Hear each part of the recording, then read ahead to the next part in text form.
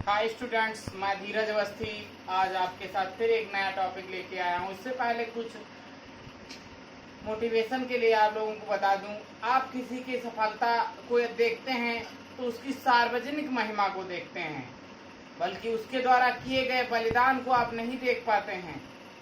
यदि हमें सफलता प्राप्त करना है तो पहले उसके बलिदान को समझो, बलिदान को देखो, जिससे हम सफलता की ओर बढ़ सकते हैं। आइए मैं आज बात करता हूँ पैडी के बारे में, धान की खेती के बारे में। हम जानते हैं ये खरीफ की मुख्य फसल है,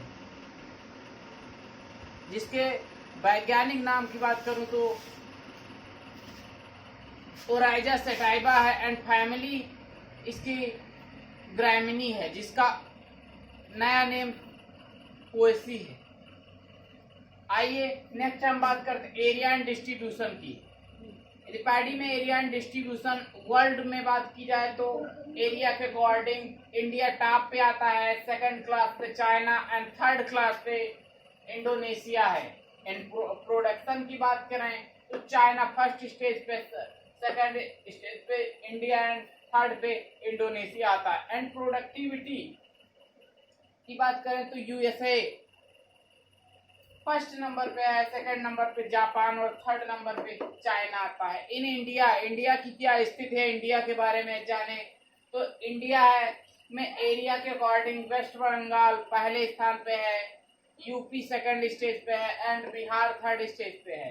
नेक्स्ट प्रोडक्शन की बात करें तो प्रोडक्शन में वेस्ट बंगाल पहले स्थान पे है और यूपी दूसरे स्थान पे है और आंध्र प्रदेश तीसरे स्थान पे है।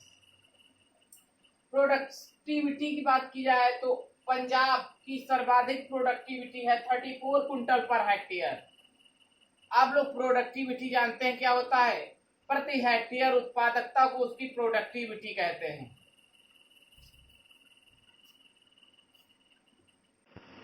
नेक्स्ट क्लासिफिकेशन के बारे में जानते हैं तो जीनस जो है ओराइजा है एंड स्पेसीज सेटाइवा है। जीनस ओराइजा है 24 species but out of which 2 are cultivated. Oryza के अंतर्गत 24 जातियां आती हैं, परंतु उसमें केवल 2 प्रकार की कल्टिवेटेड हैं। First number Oryza sativa diploid है, जिसमें क्रोमोसोम नंबर 2n = 24 होते हैं, 12 जोड़ी पाए जाते हैं। It has 3 main geographical region. इसे 3 भागों में डिवाइड किया गया है। Number 1 indica Oryza. इंडिका जो है इंडिया में इसकी कल्टीवेशन की जाती है। जैपोनिका इसकी जापान में कल्टीवेशन की जाती है। नेक्स्ट जावानिका और बालू राइस, इसे जावानिका या बालू राइस कहते हैं, ये इंडोनेशिया में इसकी कल्टीवेशन की जाती है। दूसरी प्रजाति है ओराइजा ग्लैबेरिमा। जो ग्लैबेरिमा है ये grown in only West Bengal, ये केवल वेस्ट अफ्रीका में कल्टीवेटेड है। नेक्स्ट है ओरिजिन की बात करूं तो इंडो बर्मा इसका ओरिजिन माना जाता है, जो कि साउथ ईस्ट एशिया में आता है। नेक्स्ट कुछ वन लाइनर क्वेश्चन है इंपॉर्टेंट, जिनको हमने वन लाइनर क्रिएट किया है। आइए इनके बारे में जानते हैं।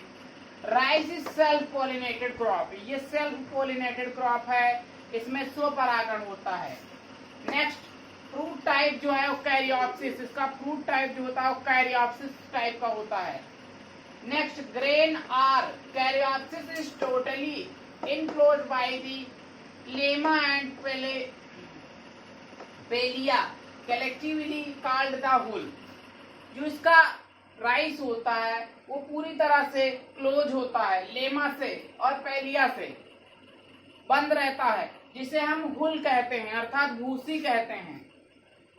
टेस्ट वेट के लिए 100 ग्राम की आवश्यकता होती है, जो कि 25 ग्राम के इक्वल होता है। नेक्स्ट इन्फ्लोरेंस की बात करूं, जो इसमें पुष्पक्रम होता है of the rice is panicle which is a group of spikelet, जो कि स्पाइकलेट का एक समूह होता है, ग्रुप होता है, जिसे हम पैनिकल के नाम से जानते हैं।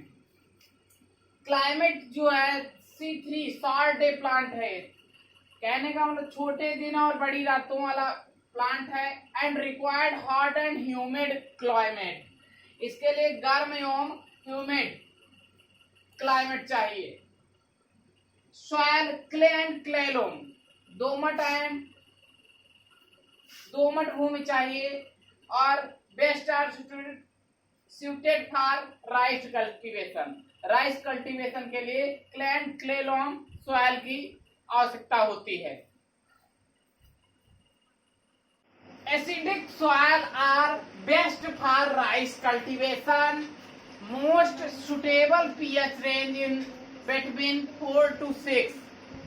एसिडिक सॉइल जो होती है वो राइस के लिए सुटेबल रहती है, बेटर रहती है, जिसका pH मान जो है वो 4 से 6 के मध्य होना चाहिए।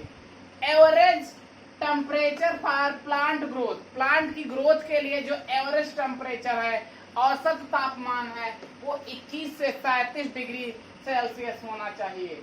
Next, in India mostly rice cultivated on low land condition, India ही ऐसी है जहां पर लो लैंड कल्टीवेशन होता है। इसका सीजन देखा जाए, सोविंग टाइम का सीजन देखा जाए तो एंटन सीजन जो है उसका सोविंग टाइम अप्रैल टू मई है। एंड जो खरीफ सीजन है, स्प्रिंग सीजन है, उसका सोविंग टाइम जून टू जुलाई है। नेक्स्ट, बोरो राइस होता है जिस स्प्रिंग टाइम्स कहते हैं, सोविंग टाइम उसका है नवंबर टू दिसंबर।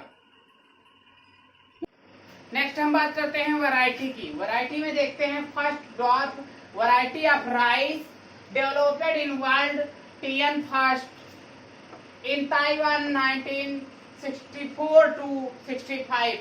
जो फर्स्ट डॉर्फ वैरायटी तैयार की गई थी वो ताइवान में तैयार की गई थी 1964 और 65 में, जिसका नेम है TN फर्स्ट।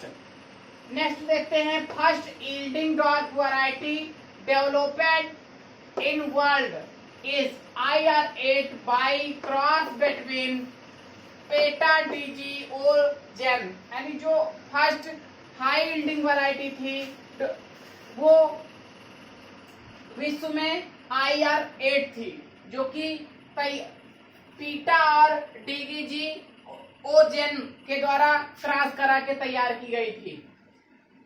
नेक्स्ट है first Indian high yielding earliest semi dwarf variety, यानी भारत की जो पहली हाई यील्डिंग वैरायटी है वो जया है। ये रिलीज इन 1964, ये रिलीज हुई थी 1968 में। इसे इन्वॉल्व बाय डॉक्टर शास्त्री, इसे इन्वॉल्व्ड शास्त्री जी ने किया था।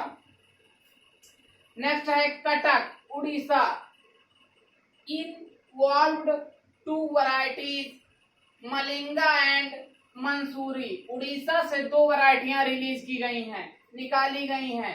इलोव्ड का मीन्स होता है खोज की गई हैं, अर्थात तैयार की गई हैं। कौन सी? मलिंगा और मंसूरी। नेक्स्ट है mutant dwarf varieties of rice, mutant dwarf variety जो है राइस की वो जगन्नाथ और सतारी है। Next, variety suitable for direct seedling, direct seedling के लिए जो सुटेबल वैरायटी है वो बाला, कावेरी, नगीना 22, पूसा 2 एंड पूसा 21, यानी पूसा 2 और पूसा 21 भी है। नेक्स्ट है BLB टॉलरेंट, BLB का मीन्स होता है बैक्टीरियल लीफ ब्लाइट। टॉलरेंट जो वैरायटी है वो TKM 6 है। नेक्स्ट सैलिनिटी टॉलरेंट, जो सैलिनिटी टॉलरेंट है वो IR8 एंड लुनिसरी वैरायटी है। Next, suitable for water logged areas, water logged area के लिए सुटेबल जो है वो जलमग्न वैरायटी है। Next, first hybrid of basmati in world की जो हाइब्रिड बासमती है उसे PRH10 कहते हैं। Next, first hybrid of rice in India में जो फर्स्ट हाइब्रिड है राइस की वो कोरच फर्स्ट CORH फर्स्ट है, जो 1994 में रिलीज की गई। मैंने ये कुछ प्रमुख वैरायटियां आप लोगों को बताई जो रिसेंटली निकाली गई हैं। सीड रेट की बात करूं तो ब्रॉडकास्टिंग के लिए, छिड़कवा के लिए जो सीडलिंग है वो 100 किलोग्राम पर हेक्टेयर एंड ड्रिलिंग्स के लिए, ड्रिल के द्वारा सोविंग के लिए 60 kilogram per hectare and hybrid seed जो है उसके लिए 15 किलोग्राम पर हेक्टेयर और डेपोग मेथड के लिए 1.5 से 3 kilogram per hectare seed sufficient रहता है जब डिस्टेंस 20 गुणे 10 सेंटीमीटर, रो टू प्लांट की डिस्टेंस जो है वो 20 गुणे 10 सेंटीमीटर होना चाहिए। फर्टिलाइजर की बात करें तो NPK का रेशियो जो है वो 100:60 में होना चाहिए। नेक्स्ट एक इम्पोर्टेंट क्वेश्चन है, nitrogen use efficiency in rice में नाइट्रोजन की कितनी इफिशियंसी होती है, कितनी आवश्यकता होती है, तो वो 30 से 40% तक नाइट्रोजन की आवश्यकता होती है। नेक्स्ट हम बात करते हैं खैरा डिसीज की। Khaira disease zinc deficiency causes Khaira disease in rice usually at nursery stage. जो खैरा डिसीज है वो जिंक की कमी के कारण अधिकतर मोस्टली नर्सरी स्टेज में लगता है। The tip of zinc deficient leaves first becomes yellow and then dry and plant remain stunted। Zinc की कमी के कारण पहले पत्तियों के ऊपर पीला रंग दिखाई देता है, फिर ये सूखी हो जाती हैं और प्लांट जो है अपना वृद्धि रोक देता है, स्टंट हो जाता है, रुक जाता है। Zinc deficiency is marked by the appearance of rust colored or brownish red coloration on the surface of outer leaves। Zinc की कमी के कारण मुख्य है, जैसे रस्ट हो जाता, उस पे फफूंद जैसा जमा हो जाता और कलर उसका ब्राउन हो जाता है, भूरा हो जाता है एंड पत्ती का जो सरफेस है, एरिया है, उसका बाहरी अंग ब्राउनिश से हो जाता है, अर्थात भूरा हो जाता है। Next, first reported by Y L. Nain, एक साइंटिस्ट थे वाई.एल. नैन, इन्होंने फर्स्ट टाइम रिपोर्ट किया था खैरा डिसीज को इन 1966 एट द पंतनगर उत्तराखंड। इन्होंने पहली बार, वाई.एल. नैन ने पहली बार रिपोर्ट किया था पंतनगर उत्तराखंड में। It is managed by spray of at the rate 5 kilogram zinc sulphate at nursery stage. इसके मैनेज के लिए, इसको रोकने के लिए जिंक सल्फेट 5 किलोग्राम का स्प्रे करना चाहिए। नेक्स्ट है browning of rice. Browning of rice की बात करूं तो iron toxicity in rice is known as browning of rice. Iron की कमी के कारण राइस में ब्राउनिंग हो जाती है। Next, iron toxicity is major problem to rice production in waterlogged acid sulfate soil of alti-soils and oxy-soil soil orders। Iron toxicity जो है ये मेजर प्रॉब्लम है राइस प्रोडक्शन की। ये वाटर लॉग्ड एरियाज में ज्यादा लगती है और सॉइल्स के ऑर्डर में अल्टीसॉल्व एंड ऑक्सीसॉल्व जो ऑर्डर है उसको ज्यादा प्रभावित करती है। Next colouration at the leaf tips and finally has scorched appearance. जो इसका लीफ है वो सूखी हुई दिखती है और फाइनली स्कॉर्ड हो जाती, सूख जाती, नष्ट हो जाती है। Phalguna variety is the tolerance to iron toxicity. जो फाल्गुना वैरायटी है वो आयरन टॉलरेंट है। नेक्स्ट हम बात करते हैं वीड मैनेजमेंट की।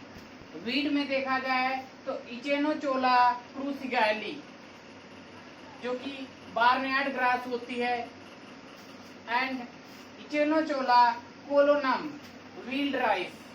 वील्ड राइस जो है ये मेजर वीड इन राइस, प्रमुख खरपतवार हैं राइस के। नेक्स्ट है the weed problems is less in low land transplanted rice compare to upland direct seeded. Weed की प्रॉब्लम वहां पर होती है जहां पर लेस इन लो लैंड होती है, हल्की भूमियां होती हैं और ट्रांसप्लांटेड के लिए, और जहां पर डायरेक्ट सीडलिंग की जाती है वहां पर ये प्रॉब्लम उत्पन्न होती है। नेक्स्ट आइए बात करते हैं हर्बिसाइड यूज्ड इन राइस। कौन कौन से हर्बिसाइड हैं जो यूज किए जाते हैं राइस में? बेंथियोकार्ब होता है जिसे सैटर्न के नाम से भी जानते हैं। बेंथियोकार्ब उसका रासायनिक नाम है जबकि सैटर्न व्यापारिक नाम है। इसकी 2 किलोग्राम एक्टिव इंग्रेडिएंट पर hectare applied are pre emergence of weed. Pre emergence के रूप में 2 किलोग्राम के हिसाब से अप्लाई करना चाहिए पर हेक्टेयर के लिए। नेक्स्ट है प्रोपेनिल।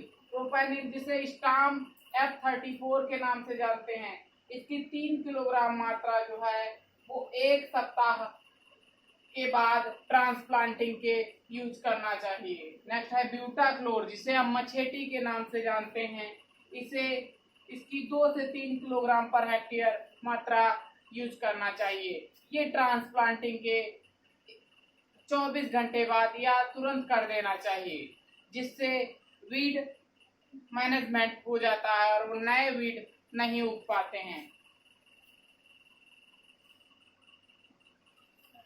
नेक्स्ट हम बात करते हैं critical stage for water. Rice की क्रॉप में इरिगेशन की आवश्यकता कब कब होती है इसके बारे में जानते हैं। तो नंबर 1 टेलरिंग स्टेज होती, जब टेलर बनने लगे अर्थात उसमें शाखाएं बनने लगे तब इरिगेशन करना चाहिए। It comes to 20 days after transplanting. ये अवस्था ट्रांसप्लांटिंग के 2 से 20 दिन के अंतराल में आ सकती है। इसमें इरिगेशन कर देना चाहिए। नेक्स्ट है बूटिंग स्टेज। जब बूट बनने लगे अर्थात धानी बनने लगे तब ये इरिगेशन कर देना चाहिए। Most critical stage of water in rice crop. ये राइस क्रॉप के लिए मोस्ट क्रिटिकल स्टेज होती है।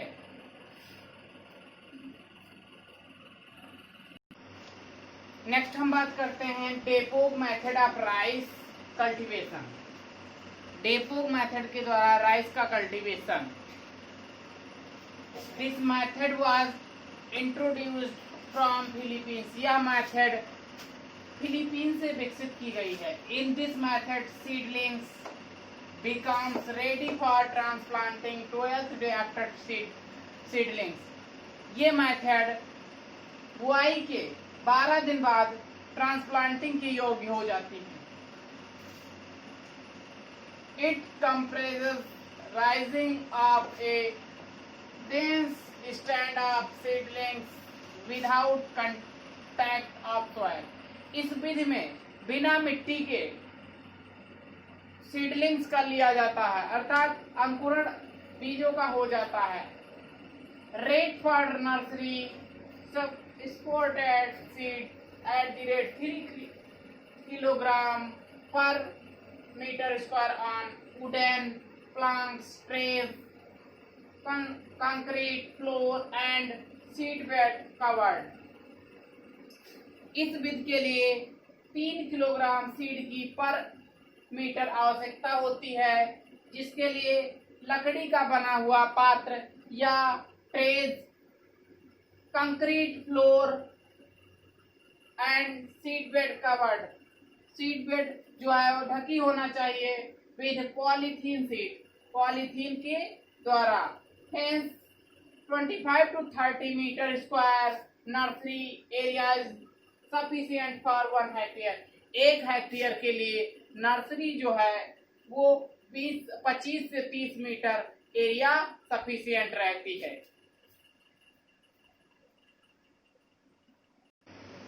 नेक्स्ट हम बात करते हैं एसआरआई की। एसआरआई है सिस्टम ऑफ राइस इंटेंसिफिकेशन। इस विधि के द्वारा एक मेथड है जो कि इस विधि के द्वारा धान को उगाया जाता है। This methodology was developed by Henri de Laulanie in Madagascar in 1980। यह मेथड जो है हेनरी डे लॉलनी के द्वारा मेडागास्कर में 1980 में विकसित की गई। Benefit include to 20 to 100 more increase. इसका बेनिफिट यह है कि जो यील्डिंग है वो 20 से 100% तक अधिक हो सकती है। Next 90% reduction in required seed and up to 50% water saving. 90% तक बीज रिक्वायर्ड की कमी हो सकती है एंड 50% जो है वो वाटर सेविंग हो सकता है। With SRI average yield of rice are 6 to 7 ton per hectare. इसका एवरेज जो है यील्डिंग का 6 से 7 टन पर हेक्टेयर होता है। Next in SRI wide spacing planting 20 to 20 centimeters are adopted and transplanting of young seedlings to leaf stage। SRI method में जो plant से प्लांट की डिस्टेंस है वो 25 × 25 सेंटीमीटर रखनी चाहिए और ट्रांसप्लांटिंग जब 8 से 12 दिन के नर्सरी हो जाए तब करना चाहिए, जब 2 लीफ उसमें आ जाए, 2 पत्तियां हो जाएं। एंड सीड रेट की बात करें तो 5 किलोग्राम पर हेक्टेयर।